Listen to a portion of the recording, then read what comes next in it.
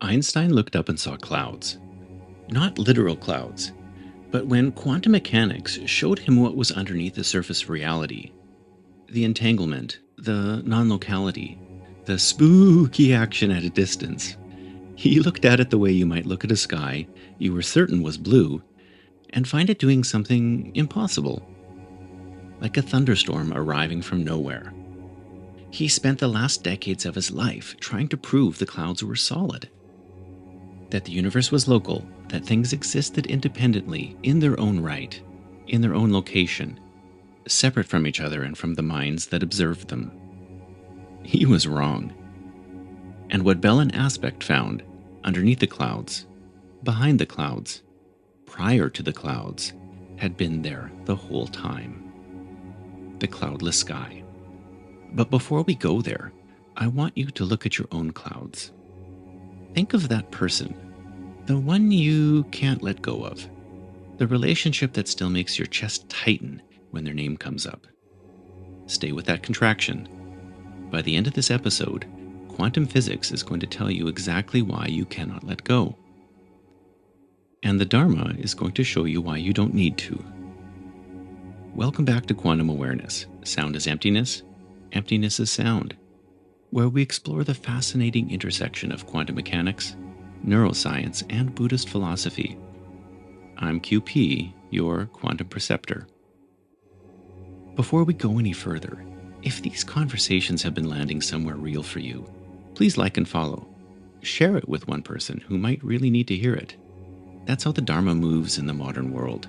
One jewel reflecting another, the net of Indra in action. And I am deeply grateful. In 1935, Einstein published the EPR paradox, a careful, rigorous, mathematical argument that quantum mechanics must be incomplete. The problem was entanglement. Two particles interact, they separate. You measure one, and the other responds instantly. Not after a signal travels between them. Instantly. Across the room, across the galaxy, even across the universe. Einstein called it spooky action at a distance, and he hated it because it violated everything his physics stood for. Locality, separability, the principle that things have their own independent existence. And he died in 1955 without resolving it. 9 years later, Jean Bell designed the experiment that would. And in the 1980s, Alan Aspect ran it, carefully, rigorously, with every loophole closed. In 2022, Aspect shared the Nobel Prize in Physics. The Swedish Academy, the most conservative scientific institution on the planet, stood up and confirmed it officially. The universe is non-local. Entangled particles are not separate systems that happen to be correlated. They are one system that only appears to be two. Separation is not fundamental, it's apparent. The Buddha said this 2,500 years ago. Pratitya samutpada, dependent origination. Nothing exists independently. Everything arises through a relationship and connection. Different fingers, same moon. Too bad there wasn't a Buddhist equivalent to the Nobel Prize. It would have been at least 1,000 years faster. 9. Shahada. John Wheeler, the man who coined the term black hole, the man who gave us quantum foam back in Section 8, asked the most radical question in physics in his later years. What if the universe is not made of matter at all? What if it's made of pure information? He called it it from bit. Every particle, every field, every interaction. At the deepest level, a yes or no answer. The universe is a self-computing information system. And here is the move that changes everything. Space itself is information. The void between things, the emptiness that seems to separate one particle from another, one person from another, even one lifetime from another. Space is not empty. It's the information ground of everything that appears within it. Wheeler's quantum foam, Tesla's akasha, the Tibetan she, the ground we've been circling since episode 8. My Lama loves Wheeler. They never met, but he quotes him all the time. Space is information in almost every lecture he's ever given. Two entangled particles are not separate things communicating faster than light. They are one information state that appears to be two. The space between them is not a gap. It's part of the same information field that holds them both. The separation was never real. The information was always one. Now, in episode 9, we met the net of Indra, the infinite net stretching across the entire universe, a jewel at every intersection, every jewel reflecting every other jewel, perfectly, completely, and infinitely. Think of it as the universe's own internet, an infinite network where every point contains information about every other point. Every connection leaves a trace. Every genuine meeting changes both parties permanently. Now, remember the person I asked you to think about at the beginning of this episode? Here's what the physics and the Buddha Dharma actually has to say about them. They're the jewel right next to yours in the net of Indra. Still reflecting, still entangled. The information is shared. The states were correlated. That connection does not disappear just because the form of the relationship is ended. You cannot unfriend someone from the net of Indra. And here's the thing about entanglement. A tangled anything is not fun. Tangled headphones, tangled fishing lines, a tangled relationship, it's the same principle. The tangle's not the problem. Not seeing clearly what you're entangled with and why, that's the problem. The question is never how to cut the entanglement. It's how to be clear within it. What you can still see in their crystal, their difficult behavior, the quality that makes you contract, that's a reflection of yourself. Not that you do the same thing, but the same confusion, the same grasping, the same aversion, the same mistaken sense of separation lives in both of yous. Different expression, same root, same confused ground. This is not blame, this is information, and information is the beginning of transformation. So, how do we actually do this? Here's my advice, and it took me years to learn this. Wish them the best car, the best lover, the best life, but wish it for them on a tropical island as far away from you as possible, and really mean it. The wish has energy. It moves on the breath, the wind, on the wave function. What you genuinely wish for them comes back. Stand in front of a mirror and make the same wishes for yourself, because the wishes don't change them, they change you and how you see the entanglement. The moment you give up trying to change them, you release and refocus all that energy back into your own life. And use humor, a good friend, a funny film. When we examine our problems with a microscope, it's easy to be overwhelmed. Laugh and take a step back. And when the first two are not enough, seek good help. A therapist, fresh eyes to help you find the right thread to pull on. The fearlessness I learned from my Lama and practiced on the cushion was invaluable when I sat down with my therapist and began to look at the darkest parts of myself. The meditation gave me the tools to examine my inner life without flinching. And what happens when you start doing all of this? The practice becomes real rather than theoretical. This is bodhisattva activity. A bodhisattva makes a promise not to be perfect, not to have it all figured out. Just this: I will help as many beings as I can for as long as it takes. Not a saint, but someone who made a promise and keeps making it every day in every relationship, especially in the difficult ones. Think of it this way: the bodhisattva promise is not altruism, it's the most intelligent response to the actual structure of reality. If the left hand realizing it has no reason to stab the right, if the total number of minds is one, and we're getting to that, then hurting you genuinely hurts me. Not as a moral argument, but as physics. And the garden slowly changes. Because every time you choose the flower over the weed, every time you choose the wish over the resentment, you're keeping the promise. This is what I call the mechanics of compassion in the last episode. The wish has real energy. It moves on the breath, the wind, the wave function. Once the connection's made in Dharma, it does not dissolve when the form dissolves. The entanglement persists. The wishes travel. What I'm telling you here is that we need to change our relationship with the entanglement. This is not poetry. This is how the net of Indra actually works. And here's what happens when the Bodhisattva promise becomes real. When you stop fighting the entanglement and start seeing through it.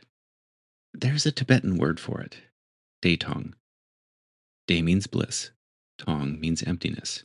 The great joy that arises when you stop adding clouds to the sky.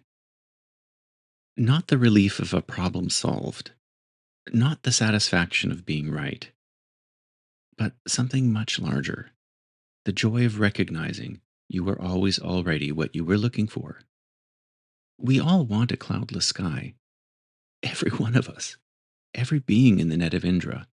The difficult person whose crystal sits right next to yours. They want a cloudless sky too. Same ground, same confusion, same longing. And when you see that, when you really see that, not as a philosophy, but as a recognition, something softens. The entanglement is still there, but it's no longer a tangle. It's the net of Indra, and every jewel in it is reflecting the same light. The fourth Jamgon Kongtrul Rinpoche, in his book The Cloudless Sky, described what this ground actually is. The Dharmakaya is the unity of emptiness and luminosity, the clear light of mind. What is meant by luminosity is the aspect of unobstructedness. Because of emptiness, everything is possible. Everything can arise unobstructedly and endlessly in each moment. Unobstructedly and endlessly. How cool is this? Who taught him about superposition? The cloudless sky is not a destination. It's what we already are prior to the clouds, prior to the tangle, prior to the confusion. Daetong is not the addition of joy. It's the recognition of what always was present. So, why does compassion feel like joy rather than sacrifice when it is genuine? Why does the Bodhisattva promise, kept in the difficult relationship, feel like freedom rather than a burden? Because of what Schrödinger and the third Karmapa found when they looked at the nature of mind all the way down. Evan Schrödinger, one of the founders of quantum mechanics, he read the Upanishads in Sanskrit and concluded the total number of minds in the universe is just one. One awareness appearing as many. This is Mahamudra. This is Advaita. And this is the Nobel Prize winning physicist arriving at the same territory from the outside. If the total number of minds is just one, then the Bodhisattva promise is not a sacrifice. It's the left hand realizing it has no reason to stab the right. It is self interest properly understood. Also in the cloudless sky, the fourth Jamgon Kongtrul says, the Alaya Vinaya, the underlying continuum of the conditioned mind, is like an ocean, and the thoughts that arise in mind are like the waves.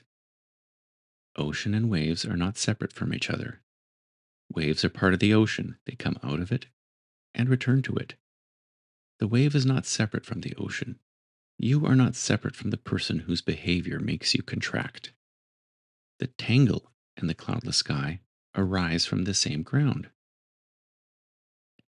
And Rangjung Dorje, the third Karmapa, who wrote in the 14th century, it is not existent. Even the Buddhas do not see it. It is not non existent. It is the basis of all samsara and nirvana. Not existent, not non existent. Prior to both. The cloudless sky that is not a thing, and yet it's the ground for everything. The ground of your most difficult relationship and your most loving one. And then the 16th Karmapa, Rangjung Rigpe Dorje, my Lama's Lama. He died in 1981 in a hospital in Zion, Illinois. Western doctors attended him, and for 3 days after his clinical death, his body showed no signs of decomposition. The chest remained warm. The attending physicians had no explanation. This is called tukdam, the meditation of clear light at death. The practitioner who has recognized the cloudless sky in life doesn't lose that recognition at death. The dissolution becomes not an ending, but more of a homecoming. And the 16th Karmapa meditation, the practice he placed at the hands of his Western students, we say, let the unborn clear light awaken within us. Unborn, not produced by a brain, not dependent on conditions, prior to birth, prior to death. It's the cloudless sky that was never created and therefore can never be destroyed. Different traditions, different centuries, different instruments. One cloudless sky. Now, we asked in the last episode, am I my body or do I have my body? Now we can go a little deeper. The body is a wave. The mind is the ocean. The ocean has no owner. The cloudless sky is not mine or yours. It's the ground we both arise from and return to. Which means the question, am I my body, was always pointing here, to the one who is asking, to the awareness prior to the question. Who has agency to change? The ego wants to project. It wants to fix the tangle. It wants to achieve the cloudless sky. Fine, let it. Give the ego the job. Let it sit on the cushion with all its wanting to be better energy. Let it try to measure the ocean with a thimble. Eventually, the ego exhausts itself. It stops. And in that stopping, the ocean finally speaks. Not the confused wave thrashing in the entanglement. Not the self that is tangled, grasping, averse, defending. The ocean. And the ocean is what you actually are. Who is sitting on the cushion? Who can look at the difficult jewel in the net of Indra and choose to plant flowers instead of weeds? The one who was never tangled in the first place. The one who has been here the whole time. The cloudless sky. Meditation is how you remember that. Meditation is not a technique for relaxing. It's not stress reduction. Meditation is the technology of Vajrayana Buddhism applied to the most important question a human being can ask. The path to untangle what is tangled is the path to know the one who was never tangled. And knowing that one, really knowing, not as a thought, but as a recognition, that's liberation. Don't be like Einstein. Don't die waiting for the universe to be separate. The cushion is the laboratory. Sit down and find out. If this episode landed somewhere real, if the entanglement question or the cloudless sky touched something, please follow, like, and share. Leave a comment. Tell me which entanglement you were thinking about at the beginning of this episode, and what shifted by the end. I genuinely want to know. I've been down the road myself. Your entanglement makes what comes next possible, and I need you there with me. Today we followed the physics of entanglement all the way into the personal, most personal territory we have, the difficult relationship, the tangled connection, the jewel right next to yours that will not stop reflecting. The Nobel Prize confirmed what the Buddha said 2,500 years ago. Separation is not fundamental, it's apparent. The Bodhisattva promise is not altruism. It's simply the most intelligent response to the actual structure of reality. If the total number of minds is one, hurting you hurts me. And we arrived at the cloudless sky, the ground that was never born and therefore cannot die, confirmed by a physicist who read Sanskrit, pointed at by the third Karmapa, embodied by the 16th Karmapa in a hospital in Illinois in 1981. The separation was always the illusion. The information was always one. The sky was always cloudless. Something's been running through this entire series without being named. The four basic thoughts, the foundational teachings of the Tibetan Buddhist practice. We've been exploring them from a quantum direction all along. The floor we've been laying out is about to become the path we walk. Next time, Cambridge, Massachusetts, 1870. A young philosopher sits alone in his room and writes in his diary that he's seriously considering suicide. He's looked directly into the nature of his own consciousness and found something that terrified him. A groundlessness, a void where the solid self was supposed to be. Most people who reach that edge turn away. William James looked back for 40 more years. And what he found, with only his own ruthless, honest observation, will confirm something you've been feeling across every episode of the series. Who is asking? This is QP. Sound is emptiness. Emptiness is sound. Every question about consciousness is consciousness asking about itself. Catch you next time.